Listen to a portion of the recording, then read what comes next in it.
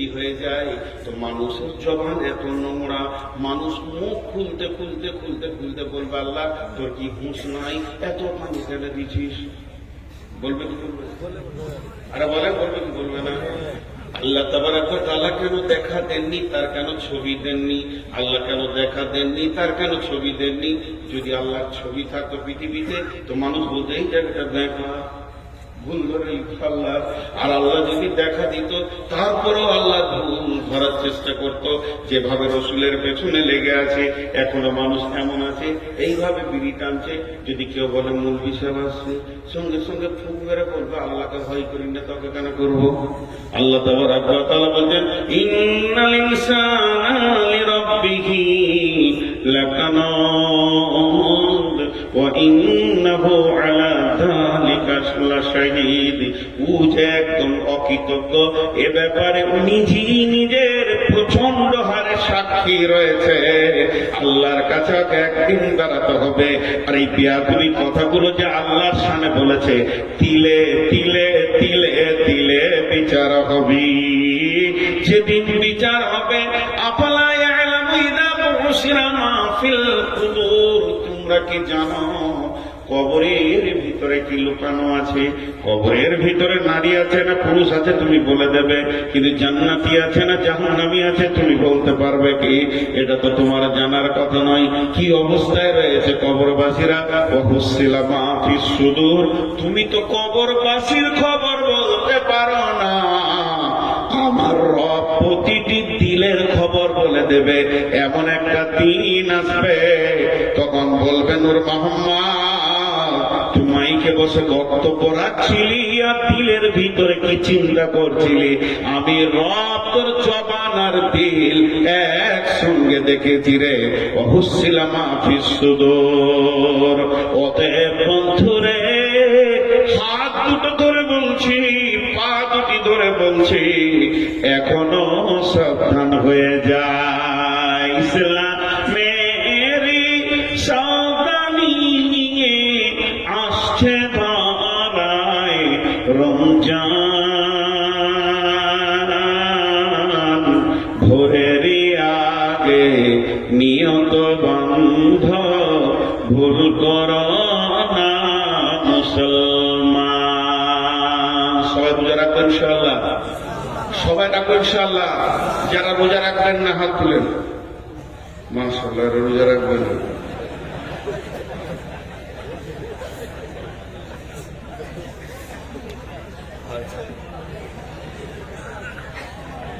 ঘুম ভাঙছে। যারা হাত তুলে যারা ডবল লিখতে পারবে। জি, প্রেমের শব্দ কোনোদিন ভুল হয় না। প্রেমের শব্দ কোনোদিন ভুল হয় না। প্রেম প্রেমী, এটা যারা হাত তুলেছে আল্লাহর মহব্বতে হাত তুলেছে। বিশ্বনবী 6 মাস আগে থেকে রোজার জন্য প্রস্তুতি নিতেন এবং সাহাবীদেরকে বলতেন রেডি হও, রোজা রাখতে হবে। আর তো 6 মাসই নাই, 1 মাস আছে। 1 মাসও নাই, কাছেই গিয়েছি। অতএব আমরা সবাই রোজা রাখবো ইনশাআল্লাহ। এরই ভিতরে একটা এই রবের কথা আছে, তার জন্য এই গজলটা আপনাদেরকে শোনাচ্ছি। আল্লাহ তাবারক ওয়া তাআলা আমাদেরকে প্রত্যেককে রোজা রাখার তৌফিক দান করুন। রমজানেরই 30 রোজা। কয়টা রোজা? সবাই বলেন কয়টা রোজা? রমজানেরই বলেন 30 রোজা। মাপ হবে তোর গুনার বোঝা। মাসুম শিশুর মতো আল্লাহ জীবন তোমায় করবে দান। ভোরের আগে, সকলে জোরে বলেন না একবার, ভোরের আগে নিয়ত বন্ধ, ভুল করো না মুসলমান। জোরে বলেন, ভোরের আগে। জোরে বলে তো এখন তৃণমূল পার্টি হলে জোরে বলে, জোরে বলেন, আল্লাহকে মহব্বত শুনে বলেন। ভোরের আগে নিয়ত বন্ধ, ভুল করো না মুসলমান। এই মাসে একটি রাত্রি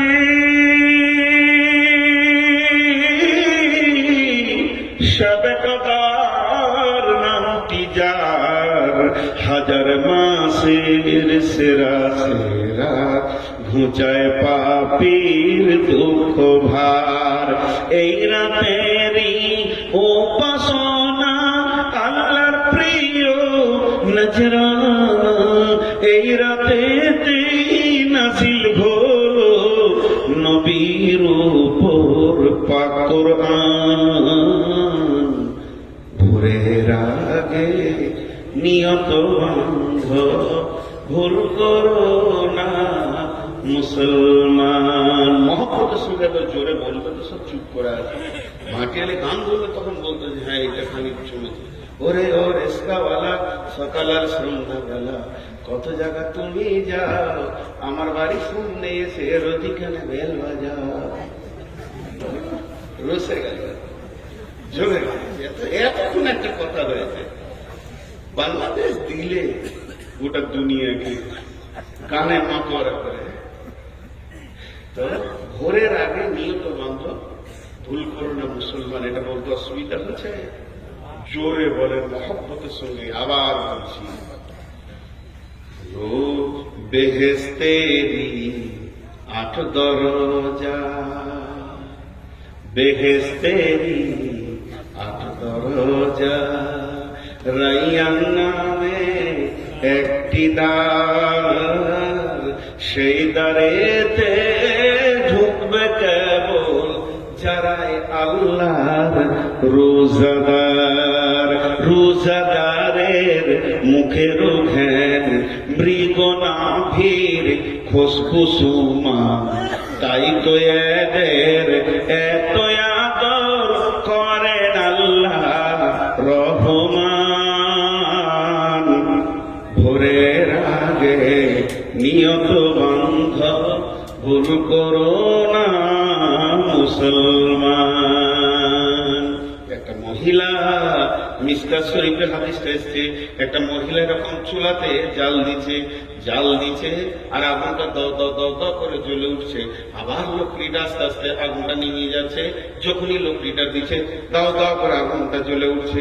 এইভাবে মেয়েটি জাল দিতে রয়েছে আর একটা কোলের ছেলেকে ওখানে বসিয়ে দিয়েছে। ছেলেটা এখন হাঁটতে পারে না, পাছাটা ঘিসতে এসে চলে, ও পাছাটাকে ঘিসতে আগুনের কাছে চলে যাচ্ছে।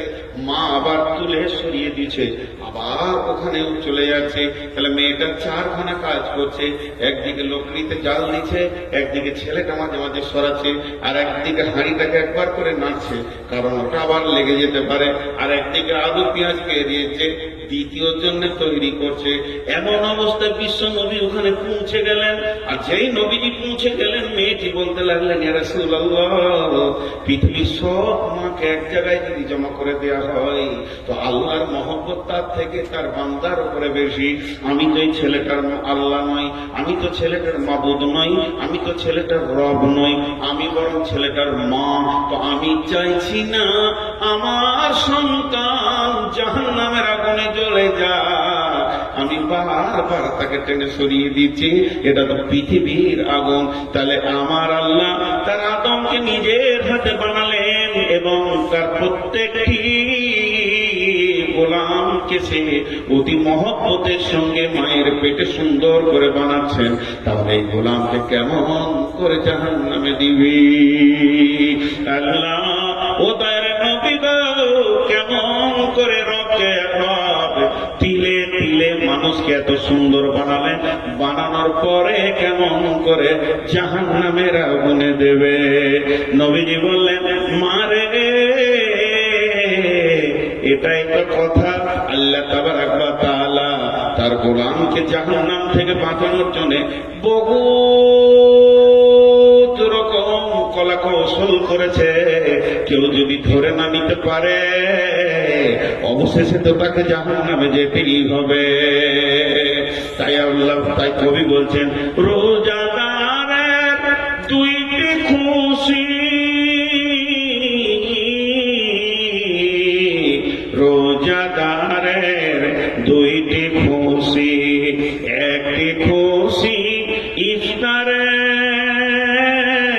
অপরটি হয় আল্লাহর দিদার রোজ হাসরের প্রান্তরে। যখন একদম কিয়ামতের দিন হবে ইয়াকুলুল্লাহু আযজা ওয়া জাল্লা কুল্লু আমালিন ইবনা আদামা লাহু ইল্লা সিয়ামা ফাহুয়া লি ওয়া আনা আজজি বিহি ইন্নামা ইয়াতরুকু তাআমাহু ওয়া শারাবাহু মিন আজলি ফাসিয়ামুহু লাহু আনা আজজি বিহি কুল্লু হাসানিন। আল্লাহ তাবারাক ওয়া তাআলা বলছেন হাদিসে কুদসির মধ্যে, যে রোজা রাখে আল্লাহ তাবারাক ওয়া তাআলা বলছেন সে আমার জন্যই রাখে। বান্দা আমার জন্য আমার মহব্বতে খাওয়া পান করা ছেড়ে দিয়েছে, অতএব ওর একমাত্র বদলা আমি নিজেই।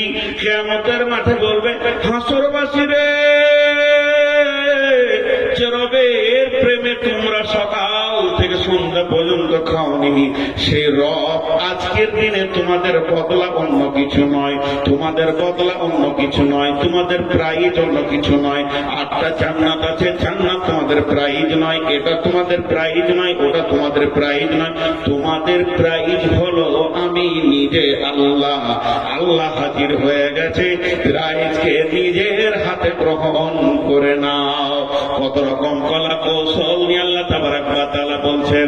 অতএব বন্ধুরে, আল্লাহ বলছেন কেন তোমাদেরকে বানিয়েছি, আম খুলিকু মিন গায়রি শাইইন আম হুমুল খালিকুন।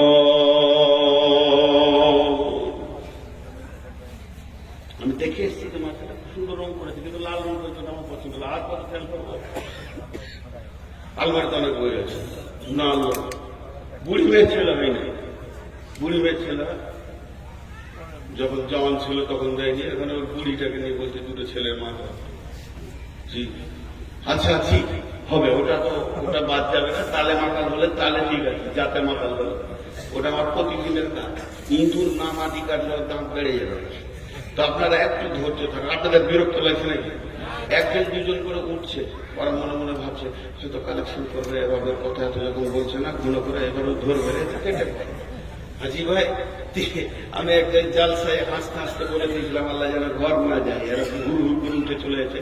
বিচারা সাইকেলে চাপি দিয়ে ঢালাই রাস্তার উপর পরে কপাল ফেটে হাসপাতাল চলে গিয়েছে। ওরই বদ্ধ লাগলো নাকি? যারা চালাকি করে পালাবে তা আল্লাহ ঘর ঢুকতে দিবে না, হাসপাতাল পার করে দেবে।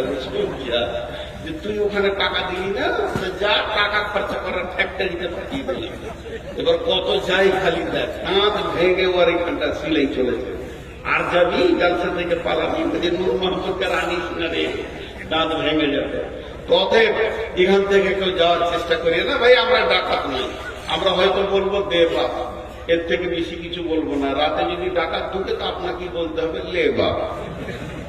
লে বাপের আমরা লয়, আমরা দে বাপের লোক। অতএব আপনাদের পকেটে হাত ধরতে যাব না, যেটা প্রয়োজন সেটা আপনাদের কাছে চাইব। আমি খুব স্বল্প সময় আর বেশিক্ষণ আপনাদেরকে বিরক্ত করবো না ইনশাআল্লাহ। খালি 2টি কথা আপনাদের কাছে একবার পৌঁছিয়ে দিই। আজকে টোটাল বক্তব্যের আমার বিষয় ছিল যে আমি নিজেকে নিজে গবেষণা করি, আমি নিজেকে নিজে, আমি কেন এখানে আছি। যে আমাকে আজকে প্রধান বক্তা হিসেবে আপনারা নিয়েছেন, নিয়ে আসার পরে এই চেয়ারটা দিয়েছেন, এই চেয়ারটা নেওয়ার পর খালি চা খেয়েছি আর বিস্কুট খেয়েছি আর বসে আছে, ওই লেগে এনেছেন। এখানে আসার পরেই আমার বিবেকটা খুলে গেছে যে লোকগুলোকে কিছু কোরআন হাদিস থেকে দিতে হবে। আমি যতটুকু স্বল্প জ্ঞানী, বেশি পণ্ডিত নই, 2 কথা আরবি করতে পারবো না, কিছু জ্ঞান নেই, সেরকম ব্যক্তিকে আপনারা এত সম্মান দিয়েছেন, তাই আপনাদের দোয়ার বরকতে 2টি কথা বলতে শুরু করলাম এবং আল্লাহ তাআলা মদদ দিলেন এবং বলতে রয়েছি বা বলছি। এটা আমার ডিউটি। কিন্তু এটা আমি পূরণ যদি না করতাম তাহলে আমাকে আনতেন না সমাজ, নিত না সমাজ, আমাকে এখান থেকে তেড়ে দিত। তো আল্লাহ তাআলা যে পৃথিবীর বুকে আমাকে পাঠিয়েছেন, তো কেন পাঠিয়েছেন এটা খুঁজে বের করতে হবে না, এটা খুঁজে বের করতে হবে। আমাদের সব হুঁশ ঠিক আছে, বিয়ে করার পর শ্বশুর ঘর যেতে বলতে হয় না, ঠিক টাইমে টাইমে দৌড়ছে সাইকেলে শ্বশুর ঘর। আর শুধু পৃথিবীতে মানুষ হয়ে যাওয়ার পর রাস্তা খুঁজে পাচ্ছে না যে আমি কি করবো। না, আল্লাহ কি বলছেন? বিসমিল্লাহির রাহমানির রহিম। আপাহাসিবতুম আন্নামা খালাকনাকুম আবাসা, আপাহাসিবতুম আন্নামা খালাকনাকুম আবাসা। হে পৃথিবীর মানুষ, গরুর কাজ তোমার বুঝে এসেছে, গরুকে নিয়ে এসো, জবাই করো, আর মাংস বের করো, রান্না করো, টিকিয়া করো, কাবাব করো, কোফতা করো, রান্না করো, ভুজিয়া খাও, আমনে খাও, এমনি খাও, আরো খাও, চাপ খাও, এটা তোমার বুঝে এসছে। মুরগা নিয়ে এসো, জবাই করো, রান্না করো, খাও, প্রাণী বানাও, এটা তোমার বুঝে এসেছে। দুধ থেকে কি হয়, ছানা হয়, মাখন হয়, ল্যাংচা হয়, চমচম হয়, পান্তুয়া হয়, এটা তোমার বুঝে এসেছে। মানুষের এই ছাগলকে জবাই করে কি কি করা যায়, এটা তোমার বুঝে এসেছে। হে মানুষ, তোমার ব্রেন এত সুন্দর, বাঁশকে কেটে নিয়েছে সুন্দর করে, তাকে ল্যাম্প ট্যাম্প গেট টেট বানিয়ে নিছো। গাছকে কেটে নিয়ে ফার্নিচার বানাও, তার ভিতরে খাট আছে, তার ভিতরে সোফা আছে, তার ভিতরে ডাইনিং টেবিল আছে, ড্রেসিং টেবিল আছে, তুমি এগুলোকে সব খুঁজে বের করে নিতে পারছো। তাহলে পৃথিবীর যত মাখলুক আছে সবগুলি তুমি খুঁজে চুল চিড়া তাদের কাজে লাগাও, কিন্তু তুমি কোন কাজের এটাই খালি খুঁজে পাও না। হতভাগা বিক্রি করিয়েছে, নিতে পারছি না বাবা, মাফ করবেন, সামনে থুতু ফেললাম, ক্ষমা চাইছি। কোন হতভাগা বিড়ি ধরিয়েছে, আল্লাহ ওকে জাহান্নামে একটা চেয়ার দিল, দরজা দিয়ে দিল, ফসফস করে যেন টানে। আল্লাহ, যে জাহান্নামে আগুনের বিড়ি খেতে গেলে ওকে জান্নাতে দিলে হবে, ওরা জান্নাত কেন বন্ধ করে দেবে, এখনো টানছে। কোন বেয়াদবি আশেপাশে বিড়ি খেয়েছে, বমি হয়ে যাবে আমার। বিড়ি খেতে বলো, বিড়ির গন্ধ নিতে পারি পারছেন না, আমার খাবার এটা তো বমি হয়। পৃথিবীর সব গন্ধ নিতে পারবো, গন্ধ তো এসেই যায়, আসে যায়, কিন্তু বিড়ির গন্ধ নিতে পারবো না। দেখেন আমার ভিতর থেকে মনে হচ্ছে বমি হয়ে যাবে। আল্লাহ, হে বেয়াদবকে আল্লাহ তুমি কি বলবো, আর মাফ করো, হেদায়ত করো বলছে যখন, আমি হেদায়ত করতে বলে মনে হয় ও কটা ডজন বিড়ি দিয়ে ওকে যার নাম পাঠিয়ে টানলাম। জি, আল্লাহ মাফ করো। তো যাই হোক, আমি আপনাদের সামনে যতগুলি কথা বললাম ঘুরিয়ে ফিরে ওই এক জায়গাতে গিয়ে পৌঁছালাম।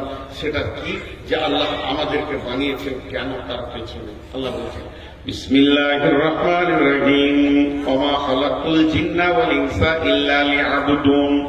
ইল্লা লিয়াবুদুন বামানা ইল্লা লিয়ারাফুন। তাফসীর করেছে ইল্লা লিয়াবুদুনের মানে হচ্ছে ইল্লা লিয়ারাফুন, একমাত্র রবের পরিচয় যে তোমাকে বানিয়েছে, তার পূর্ণাঙ্গ পরিচয়কে আনা মানে ইবাদত করা। যখন তার পরিচয় ফুটে যাবে তখন মানুষ অটোমেটিক মাথা নামা করে সাজদায় পড়ে যাবে।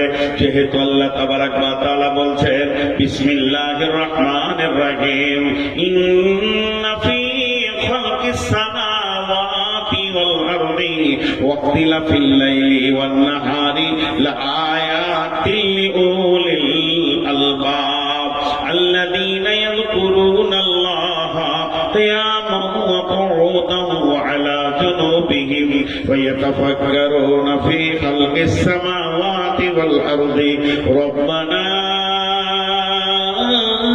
ما خلقت هذا باطلا سبحانك فقنا عذاب النار।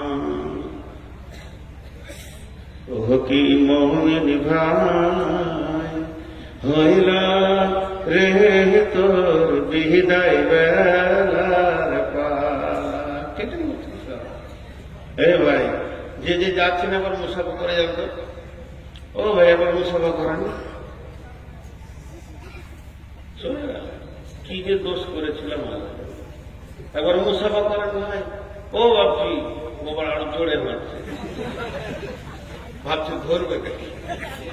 জি ভাই, যতটি লোক বসে আছেন এখন ঘড়ি দেখেন তো, ঘড়ি দেখেন। দুটি আয়াত করেছি, তর্জমা করব।